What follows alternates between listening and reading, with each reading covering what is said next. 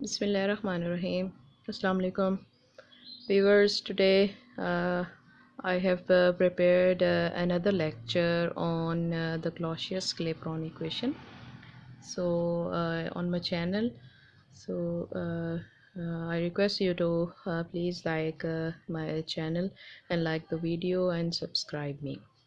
So my basically my aim is to make every topic so easy that on bachelor's and on MSc level anybody can understand my topic.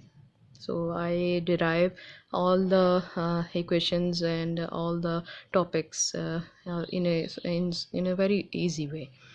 So starting with the Clausius-Clapeyron equation, what this equation is basically about. This equation deals with the transition state equilibria between two phases of a single substance. Any substance, you can say the transition state, equilibria state between two phases. So phases you mean the solid, liquid, or vapors, any phase. Suppose we have the two phases like solid changes to liquid. This is the equilibrium state. When you change the condition, the liquid changes to solid.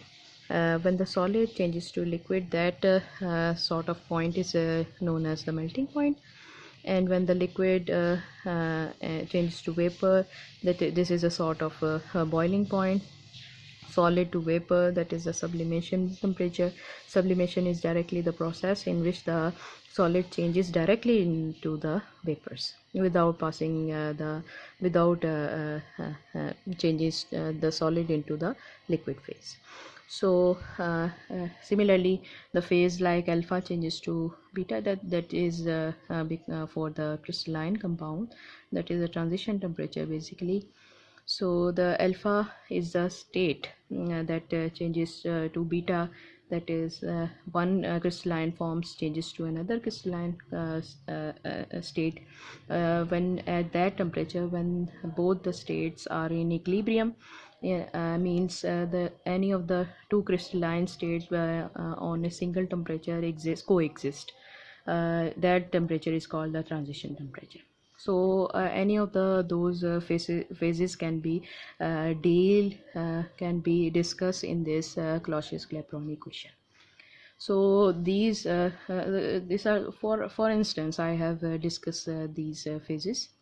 To derive this Clausius-Clapeyron equation, you suppose any two phases like liquid and the vapor. I have denoted the liquid state with L and vapor phase with the V. These two phases are in equilibrium, so you can denote this equilibrium state like this, that L changes to V, V changes to L. Liquid changes to vapor and vapor changes to liquid. A system is in equilibrium, so the free energy, if we have studied the rules in thermodynamics, in thermochemistry, that when the free energy, that basically the system's total energy will be zero if we're dealing with the equilibrium state like this. So if we denote the free energy with the delta F, it will be zero.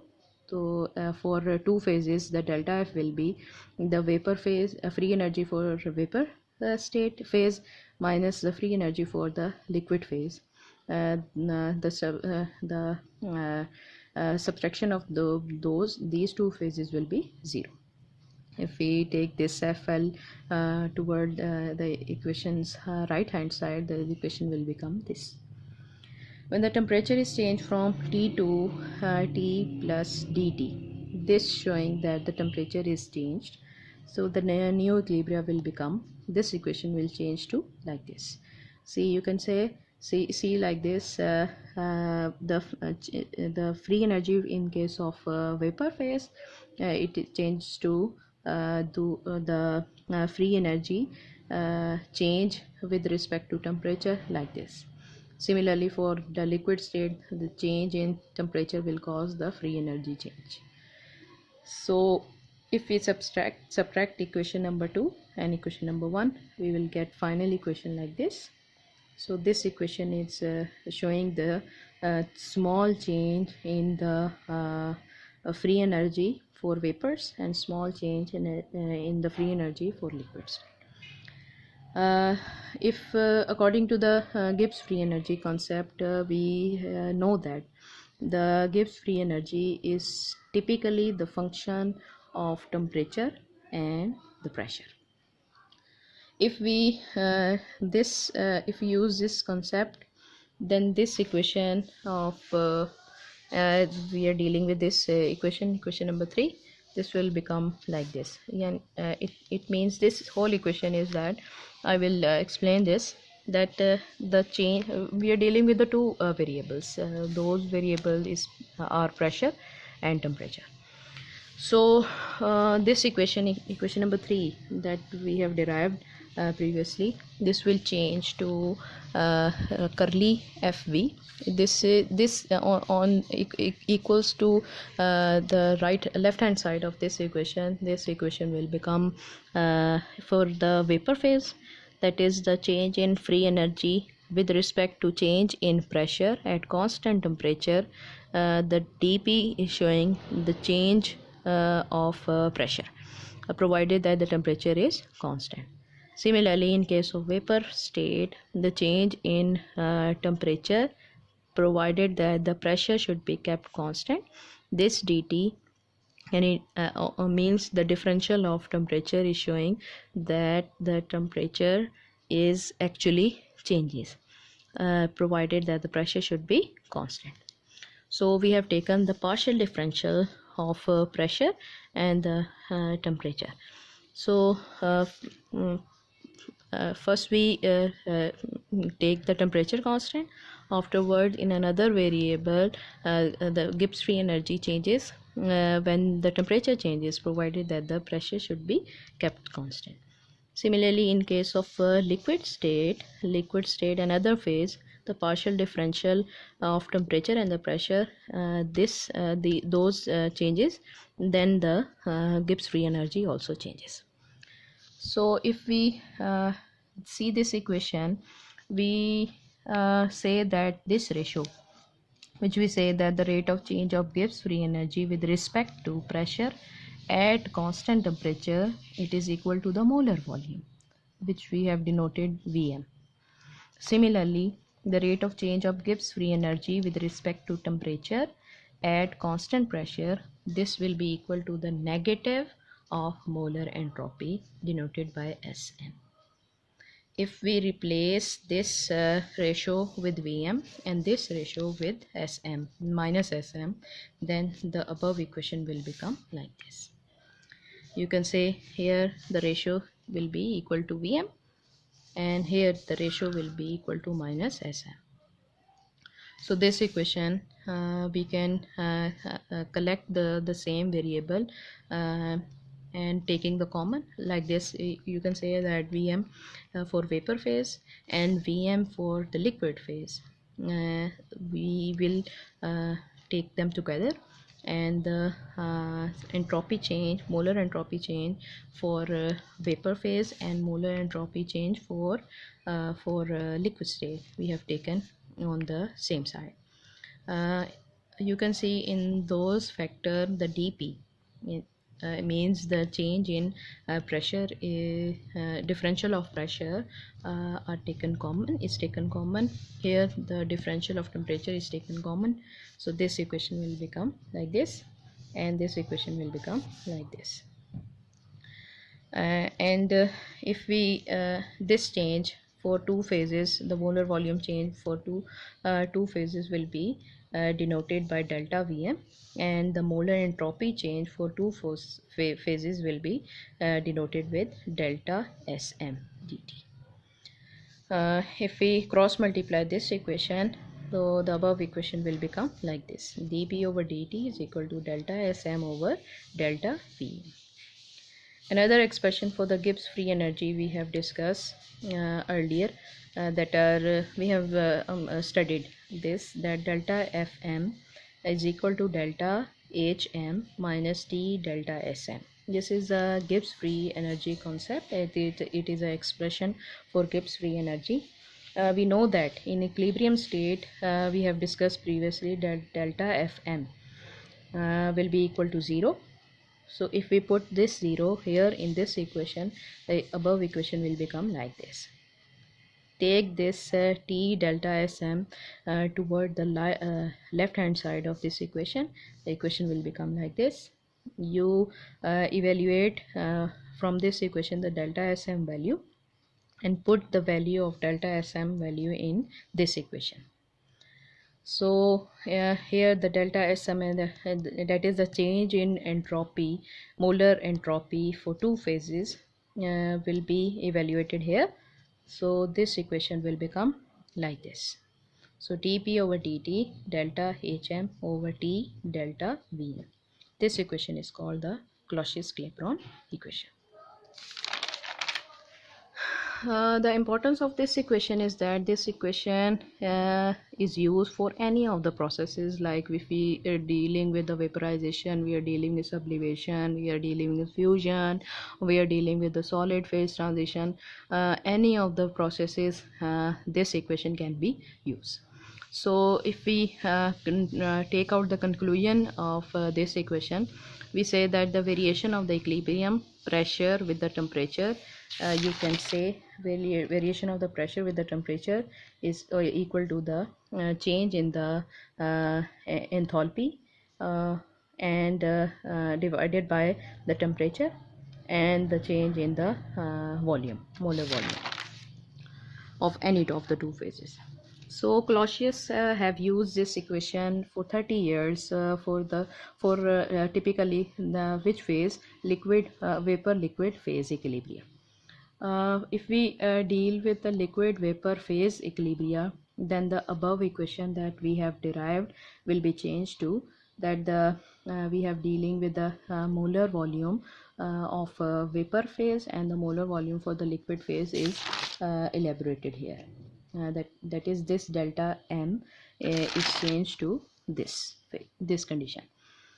Since we have studied that the molar volume for the liquid is less than the molar volume for the vapors, so the in this equation the denominator having this factor will be approximately equal to Vm in case of liquid. So this equation is changed to this. Here the delta Vm will be changed to Vm in case of liquid.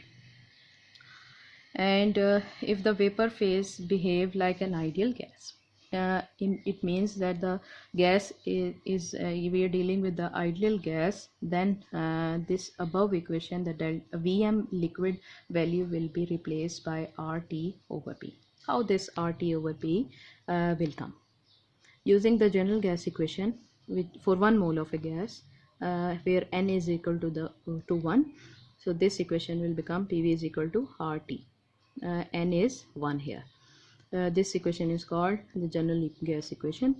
If we take out the value of V volume from this equation, then this equation will become V is equal to RT over T. If we take the reciprocal, why we are taking the reciprocal here? The reciprocal will change this equation. The denominator will change to numerator, numerator change to denominator. If we change the why we are taking the reciprocal, because we are evaluating, we are taking out the value of v 1 over v. Here the volume is 1 over v form, so we take the reciprocal of this equation. If we take this equation in which Vm is written separately in the form of 1 over Vm, this equation, in this equation the 1 over Vm value will be P over RT. We will put this P over RT in this equation here. So dP over dt is equal to delta Hm over T multiply, here 1 over Vm will be equal to P over RT. So multiply this T in the denominator, so P delta Hm over RT square. If we separate the variables, meaning the variables take this you can take this dt value toward the right hand side of this equation, and take the value of P from right hand side to the left hand side. this p will change to 1 over p, and this dt will multiply in the right hand side of this equation. Similarly, now the variables are separated. You can say in this you integrate this equation. Integration is basically you will see that how the temperature and the pressure causes a change in this equation. If we integrate this equation by applying the limits means you put the boundaries. If the pressure changes from P1 to P2 and the temperature changes from T1 to T2, these are limits. Within the limits, this type of integration is called the you can say that integration within the limits. So if we integrate this equation by using the limits of pressure, and if we integrate the right hand side of this equation, here this value delta hm over r is a constant value. So this constant value is not integrated. The constant value is not integrated, only the variables are integrated.